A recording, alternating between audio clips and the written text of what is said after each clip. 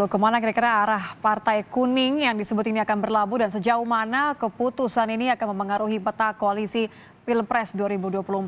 Kita akan bahas bersama pakar komunikasi politik Gun Gun Herianto. Selamat malam Mas Gun Gun. Selamat malam, Mbak Nitya. Mas Gun Gun, sebelum kita bicara lebih jauh, saya harus minta konfirmasinya. Menurut Anda, ini Partai Kuning yang disebut, ini artinya memang akan merapat ke Partai Golkar atau justru malah akan ada kesepakatan antara PDIP dengan partai yang kuning merah ya, dengan Gerindra? Ya, jadi menurut saya sih gini ya, jadi ini tindakan simbolik yang masih polisemik, multi makna, multi tafsir. Dan proses ini memang dibiarkan menjadi satu strategi persuasif ya, di tingkat elit dan interpretasi yang dibaca oleh teman-teman media dan khalayak luas gitu. Ini masuk juga di ruang diskursus ya, diskursus publik yang kemudian salah satunya tentu akan jadi bahan perbincangan. Oke, jadi secara sadar dilakukan oleh seorang Puan Maharani ya, karena kan beliau Pasti. kemudian ditunjuk sebagai mengharuskan untuk memenangkan Ganjar Pranowo. Artinya Anda melihat bahwa PDI Perjuangan ini memang butuh Golkar atau sekedar ingin mengamankan koalisi agar tidak kemana-mana? Ya, yang jelas semua kekuatan akan saling bicara strategis pemenangan kan ya. Kayak misalnya PDI Perjuangan dengan 128 kursi, itu kan sebenarnya dengan P3 ya, itu kalau koalisi dengan P3 aja sebenarnya udah melampaui presidensial Mhm. threshold dengan 147 kursi. Nah, kalau tambah Golkar kan Golkar itu punya 85 kursi, tentu akan jadi lebih besar lagi dalam proses kandidasinya, betul nggak? Mhm. Nah, hal ini tentu secara matematis menguntungkan bagi PD Perjuangan maupun bagi P3 yang sudah berkoalisi dengan sebut aja sudah mengikatkan ya komitmen dengan PD Perjuangan untuk sama-sama mengusung Pak Ganjar. Mhm. Tapi Golkar itu harus dibaca lebih cermat. Kenapa? Karena biasanya Golkar sangat fleksibel. Ya.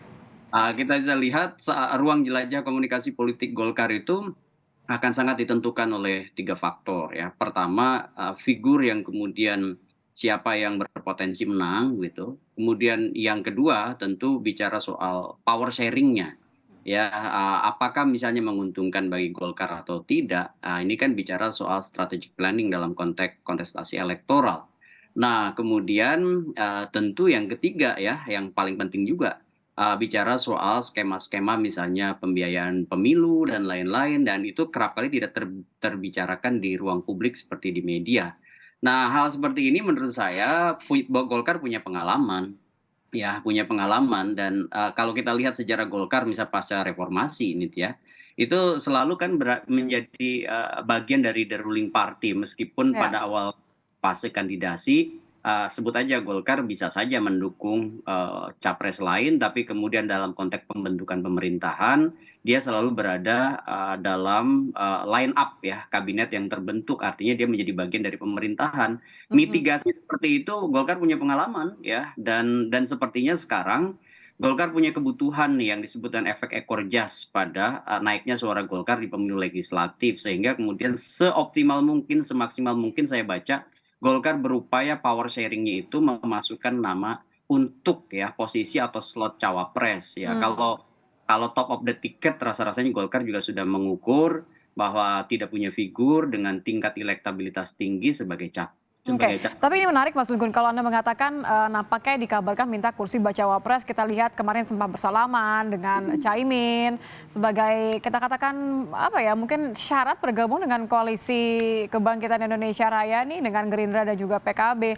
Menurut Anda, apakah ini kemudian akan menjadi penentu keputusan arah koalisi Golkar? Karena kita tahu bahwa PKB menginginkan hal yang sama, menginginkan, koalisi lama ini menepati janji memberikan kursi bacawa pres untuk PKB?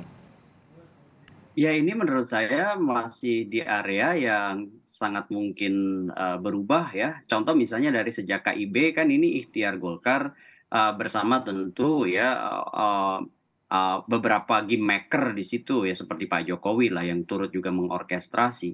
Kemudian, apakah kemudian sudah pasti ke PDI Perjuangan? Menurut saya Golkar juga belum. Mmm. Apakah kemudian, juga sudah sampai pada titik kesepakatan, meskipun membangun kesepahaman belum tentu sepakat kan misalnya dengan Koalisi Kebangkitan Indonesia Raya yang di situ diisi oleh Gerindra dan Partai Kebangkitan Bangsa. Jadi yang paling susah dan kerap kali mengunci ini Nitya, menurut saya adalah soal posisi cawapres.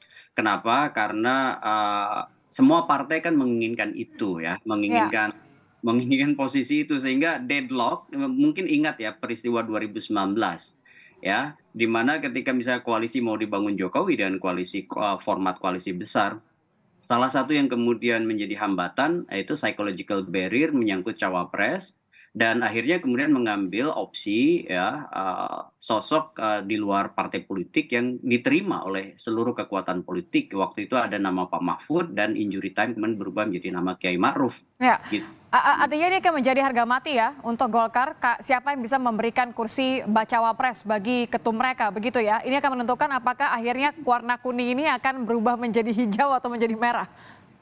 Iya, itu satu analisis yang sangat bagus ya, karena saya melihat begini, ini kan juga masih ada ikhtiar dari beberapa pihak untuk koalisi yang sekarang ini terbentuk di era pemerintahan Pak Jokowi, sebut aja koalisi yang partai-partai yang terdiri dari partai-partai yang berada dalam koalisi pemerintahan Pak Jokowi itu kan diharapkan mengonsolidasikan diri dalam satu poros sebenarnya jadi 409 kursi ya. Mhm. Jadi koalisi besar partai politik yang diksinya adalah keberlanjutan, Ya, continuity.